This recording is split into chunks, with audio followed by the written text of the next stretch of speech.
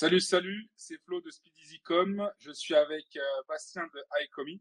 Et en fait, Alors, on va vous parler des réseaux sociaux dans le business du e-commerce et ses impacts et à quoi ça sert et comment le bien l'utiliser. Voilà,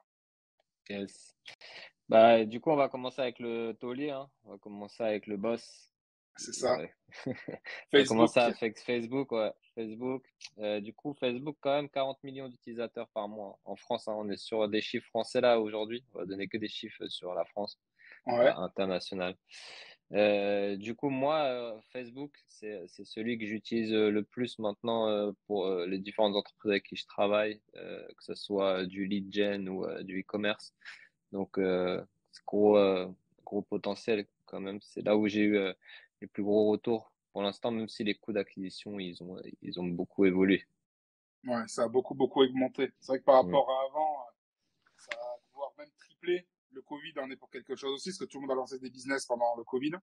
Et du exact. coup, pour être plus impactant, ils ont augmenté et ils sont un peu gavés aussi, hein, mais bon, c'est le jeu. C'est ça, ouais. Du coup, ouais, enfin, moi, j'utilise toujours Facebook dans ma stratégie, de toute manière, soit d'acquisition, soit de remarketing. Ouais. Ça reste le plus performant, même s'il y a des belles choses qui arrivent sur les nouveaux réseaux sociaux. Du coup, ouais, j'utilise beaucoup et en, d'après l'âge moyen, c'est 34 ans et plus. Du coup, si votre cible, elle est au-dessus des 34 ans, il y a beaucoup maintenant de groupes sur Facebook. On dit que Facebook, c'est comme un nouveau forum. Donc, si vous avez une cible plutôt de personnes, d'entrepreneurs, maintenant, il y a beaucoup qui prennent Facebook aussi comme un profil d'entrepreneur. Donc, il y a quand même encore de l'audience, même si on va dire que les nouveaux jeunes, ils utilisent moins Facebook qu'avant. Ouais, ils trouvent que c'est un petit peu dépassé. C'est ça, ouais. C'est moins intuitif que ce qui est sorti actuellement, genre Instagram, TikTok, Snapchat et tout ça. Ouais. C'est Bah, tu vrai auras que tous parlé les autres. de Instagram, quand même 22 millions d'utilisateurs par mois en France. Ça Ah, quand même. reste, ouais, 22 millions. Ouais. Ça reste quand même un des plus gros réseaux sociaux aussi, hein. Instagram, c'est plus pour les niches, on va dire, créatifs, les vêtements, bijoux, ça a un gros impact. Donc, pareil, en fait, vu que c'est la même régie publicitaire, en règle générale, on laisse les placements automatiques sur nos campagnes. Mais il y a certaines marques avec qui je travaille, surtout les vêtements, etc. On va privilégier Instagram. Et, euh, et même moi, même segmenter des fois Instagram feed et story, parce qu'on va aller sur deux formats différents, complètement différents, beaucoup plus courts sur le story et sur Instagram feed, on va essayer de faire passer un autre message. Ouais, c'est une sorte de portfolio en fait. On a tout dessus et on peut tout envoyer, quoi. C'est ça, ouais. Du coup, Instagram, Facebook et Instagram pour l'instant les meilleurs retours sur le ad spend. Après, il y a d'autres réseaux sociaux auxquels on peut en fait coupler. Moi, je laisserais Facebook, Instagram pour le remarketing surtout parce que ça reste quelque chose d'hyper puissant. Même si le pixel il perd un peu de data maintenant avec les nouvelles updates là, mais quand même on arrive quand même à traquer avec les API de conversion la plupart de notre trafic. Donc, à mettre dans sa stratégie d'acquisition, t'en penses quoi? Ouais, moi je pense que c'est pas mal. De toute façon, en fonction de la niche qu'on a, parce que par exemple, comme tu disais, si on est sur tout ce qui est vêtements, mode et tout ça, Hmm. effectivement, c'est quand même c'est pas mal. Après, en fonction de ce qu'on veut vendre, si on veut vendre même des services, hein, parce que maintenant il y a pas mal d'entrepreneurs qui sont également, tu sais, à proposer des tips de mindset, des tips de bonnes pratiques et tout ça dans les business, tu vois. Et j'avoue qu'Instagram, c'est très large. En plus, ça marche bien à l'international. Et comme il y a beaucoup d'entrepreneurs français qui peuvent être en France comme à l'étranger, ça va être de cibler pas mal de monde, quoi. C'est vraiment pas mal, quoi. Moi, j'aime bien Exact, les deux. Moi, je exact. cible avec les deux sur tous les sites aussi que je fais, donc ça marche bien, ça convertit mieux dans Top. les deux cas.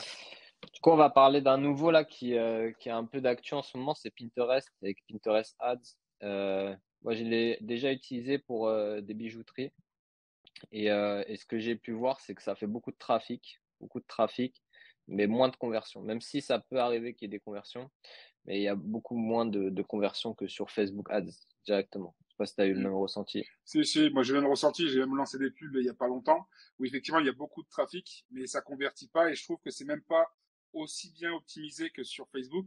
La dernière fois, j'ai quelqu'un de Pinterest qui m'a appelé par rapport à ça, parce qu'on en a discuté, et en fait, justement, c'est pas assez poussé. Après, ils le reconnaissent même eux, hein. C'est que c'est pas Facebook, ça va peut-être le devenir, mais en gros, en termes de trafic, ou même en termes social proof par la suite, je pense que Pinterest a un gros potentiel.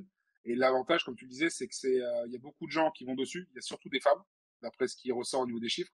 Et en fait, ça Ok. permet vraiment par exemple, moi, c'est plus dans les vêtements ou les bijoux comme toi.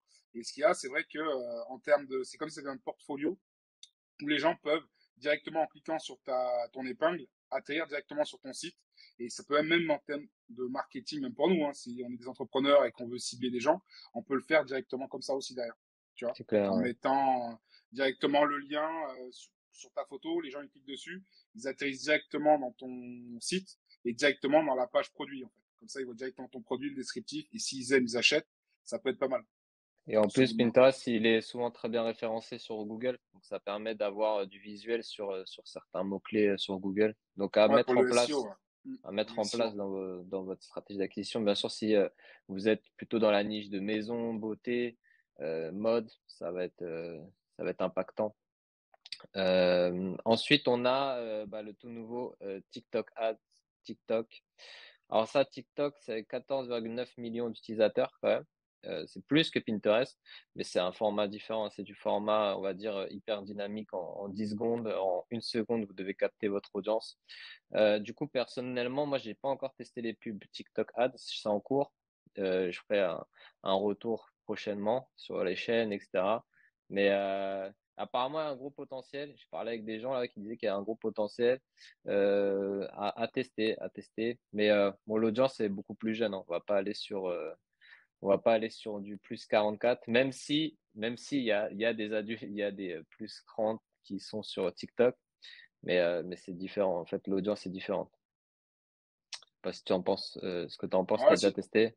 Non, je suis comme toi, c'est qu'il y a tellement d'autres systèmes qu'on a utilisés. Et en fait, pour le moment, pareil, je suis en train de lancer, mais j'ai pas assez de data pour pouvoir faire tu sais, de poser là-dessus si c'est bien ou pas bien. Hmm, Pour le moment, j'ai pas assez de data là-dessus. Mais c'est clair. pareil, je ferai un retour pareil sur les chaînes. On en refera, on redébattra là-dessus, de toute façon. C'est ça, ouais. En fait, là, ce qui est intéressant pour moi, c'est qu'ils ont fait un module qui se connecte sur Shopify, qui est assez intuitif, tu vois. Ouais, Le ouais. Pixel, il a l'air de passer par les API de conversion et ça a l'air de se développer un peu mieux que c'était avant. Donc, du coup, je vais retester là sur un shop et on verra les résultats, si ça crame ou si ça vend. Ouais, on va voir ça, ouais. Faut tester, Parce faut que tester. souvent, ça crame, mais ça vend pas. Donc, il va falloir voir combien il va me prendre avant de me faire une petite vente.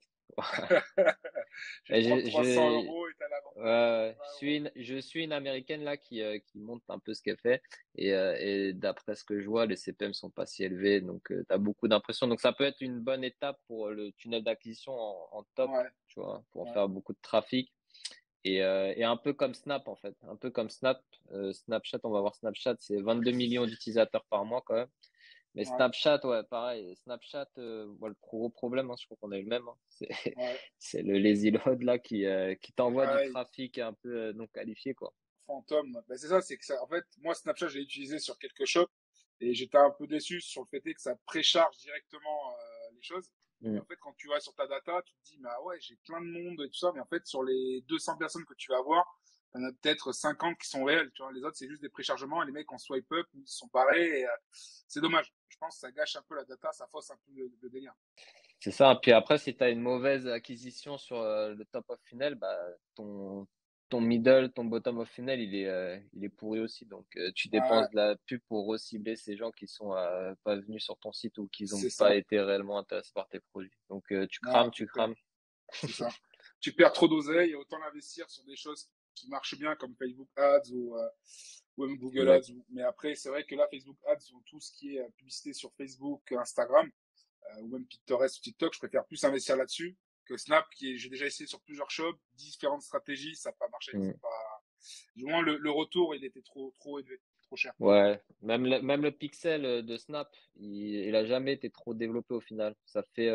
J'ai utilisé la première fois en 2018, je crois, Snapchat Ads, et j'ai l'impression qu'il a pas plus évolué, peut-être un petit peu, mais au final, ça peut marcher peut-être pour de l'awareness et faire pour des marques, des grandes marques, Ouais. mais même les pubs en règle générale sur Snap, je trouve elles sont pas pertinentes. Tout ce que je vois sur Non. Snapchat, c'est pas, il y a beaucoup moins de marques qui se mettent, genre, c'est plus de l'awareness, quoi. Ah, ben là, par exemple, t'as Hugo Boss qui a lancé des grosses pubs sur Instagram. Je sais pas si tu l'as vu, Ouais. là. Ouais, j'ai vu avec avec les le gars de oldies, là. TikTok là. C'est ça, le gars de TikTok qui fait genre avec ses mains comme ça, Mm, là. mm. Et franchement, c'est que j'ai vu aussi sur Facebook, mais c'est vrai que sur Snap, j'en ai pas vu de ces pubs-là. Donc je pense que même des grosses marques ont commencé à délaisser parce qu'il y avait, pareil, au niveau de la data, ils ont dû se rendre compte que ça coûtait trop cher et que c'était pas rentable, tu vois. Donc si Ouais, des grosses marques ont commencé à faire ça, c'est qu'il y a un souci. c'est clair, ouais, c'est clair. Et du coup, bah, on t'a parlé de Google Ads. On a YouTube Ads aussi, qui peut être intéressant en e-commerce. Ouais, Après, voilà, faut savoir les coûts de YouTube Ads. Il faut savoir que c'est pas forcément pour aller à la conversion directe. YouTube Ads, c'est plus pour faire de l'information et ensuite faire du remarketing de mon point de vue.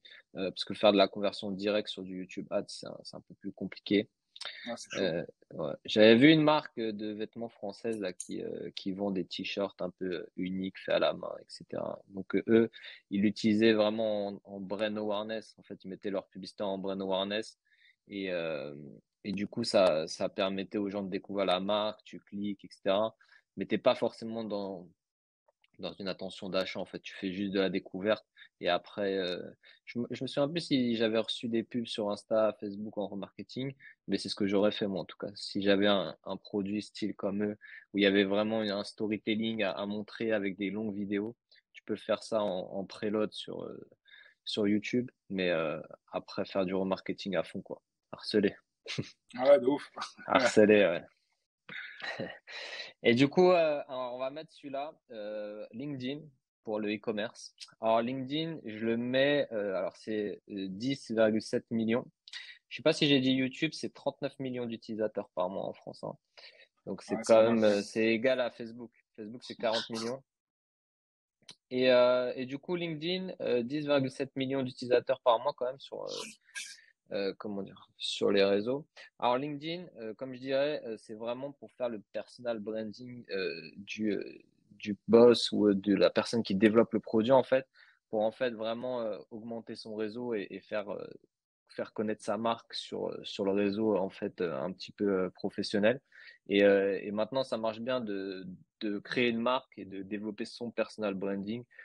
C'est vraiment ça la tendance actuelle puisque comme les gens ils ont vu les grosses marques, ils en ont consommé et ils aiment de moins en moins ces grosses marques. Donc du coup, ils préfèrent acheter vraiment les valeurs d'une personne et toute l'histoire qu'il va développer autour de son produit Mm. comme un peu avec tes marques et ce que nous on enseigne aussi à nos élèves pendant les formations, parce que on n'a pas présenté, mais Flo et moi on est des formateurs e-commerce, Ouais, ça, on l'a donc pas dit. On l'a pas dit. ouais, ça c'était un petit secret pour ceux qui restaient jusqu'à la fin. Le titi, tu sais.